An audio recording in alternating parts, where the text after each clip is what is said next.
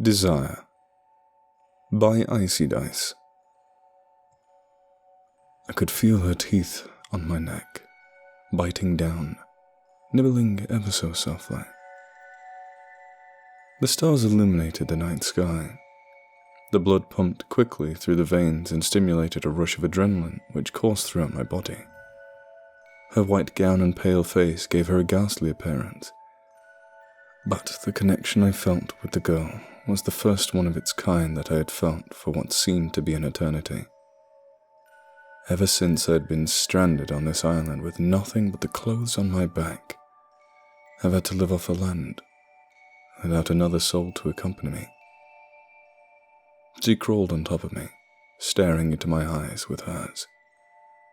They too gleamed just as the stars did, and the light reflecting from her bright blue pupils was the most mesmerizing sight I'd ever seen. She pressed her teeth against my neck, slightly harder, and then unexpectedly pulled away.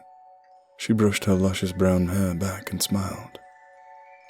"Oh, you poor soul, stranded on this inescapable island with not a friend to appreciate you. How does it feel now to have one such as I to appreciate your magnificence? How does it feel to know the marks of love which I have brought upon you tonight, and for many moons further?" I looked up at her. From my viewpoint, she was the most dashing and beautiful lady I had ever seen. Perhaps her features were exaggerated within my mind, for it had been quite some time since I had laid my eyes upon a woman. I remembered waking up not long before that very moment to the sound of the faint whispering. And there she was.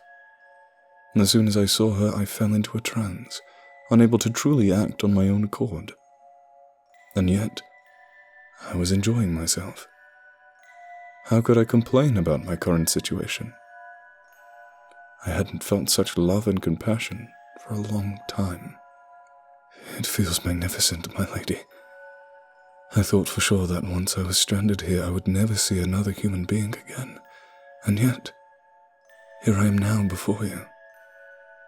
And now that you're here, I am content." She seemed pleased to hear this, for her eyes widened and a strange purring sound emitted from her throat. She placed the palm of her hand against my chest and closed her eyes, seemingly sensing my heartbeat. I could feel my body transcending any feeling I had ever felt before, a warm sensation surrounding my entire body, and I couldn't help but close my eyes once more. I felt her lips against my shoulder, firmly yet softly pressing against my skin. Where did she come from? How did she get here? Who was she? What did I care? She gave me what I wanted, and in my eyes, she could do no wrong. Again she spoke, her voice soft and mellow. I could feel my body drift into a sensation of pleasure and comfort. The closest I could go as far as describing it would be to imagine being completely surrounded by dozens of cotton sheets and blankets, each one more welcoming and cozy than the last. "Tell me, of all the things in this universe, what is it that you desire the most?" I tried thinking. I tried to remember what I truly wanted. Did I want to go home? Did I want to escape this island and find my way back to my friends and family? I swear that I couldn't remember the life from before. You. I desire you. I want you. I need you, my lady, more than anything in this universe, I said. I didn't believe my words. I couldn't believe that which I spoke then, for they weren't my thoughts, but my actions betrayed my thoughts. How could it be? I struggled to correct myself, but the warmth and comfort surrounding me restrained me from doing so.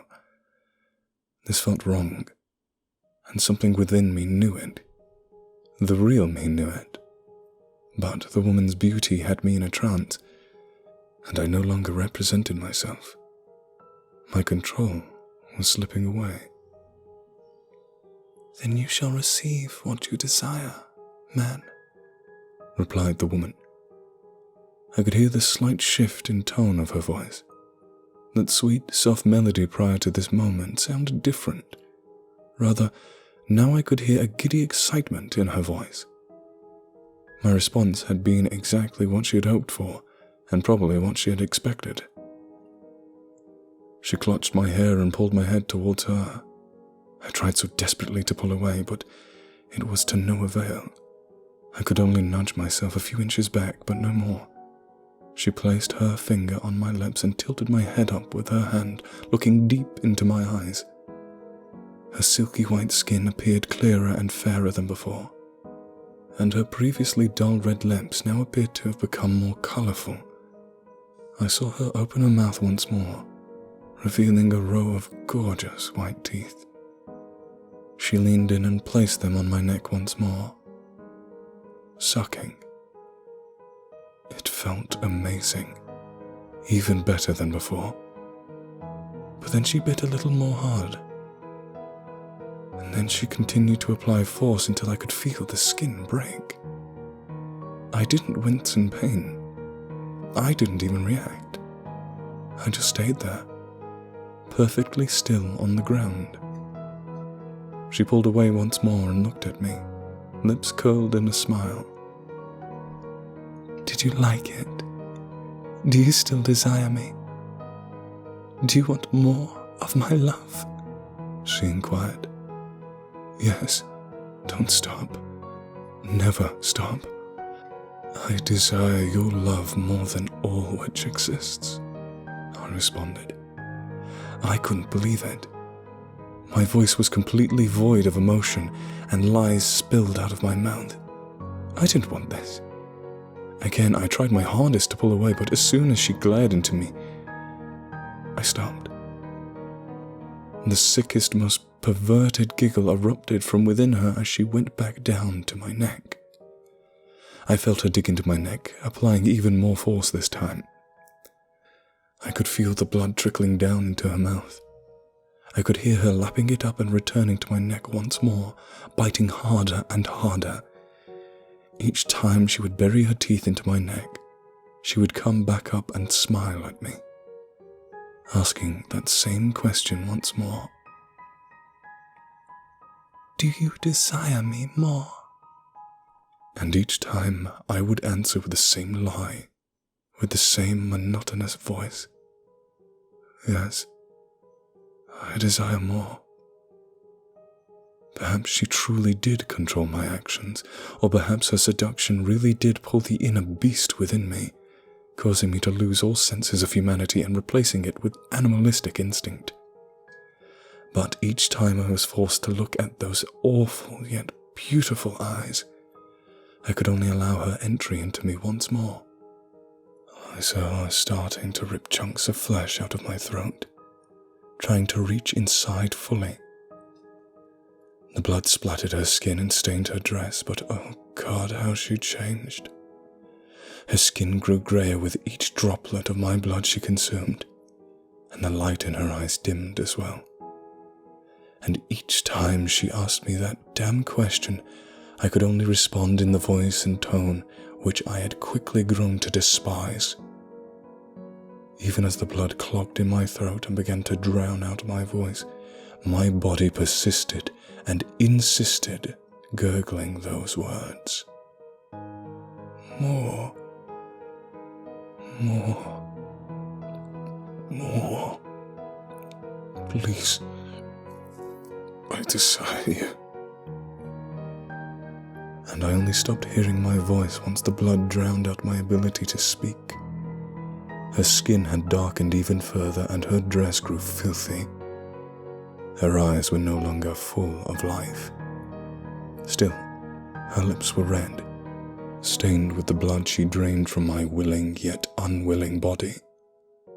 Through it all, I felt the pleasure and pain intertwine. Yet I knew it was wrong. Even still, I could do nothing to stop my fate, for it was never my decision to begin with. And as my eyes fluttered and closed, the final sight I saw was this woman, who now appeared to be more of a ghoul-like creature than a human. Still, she wore that same grin as she finished tearing my throat apart and feasting on my body. And then all faded to black.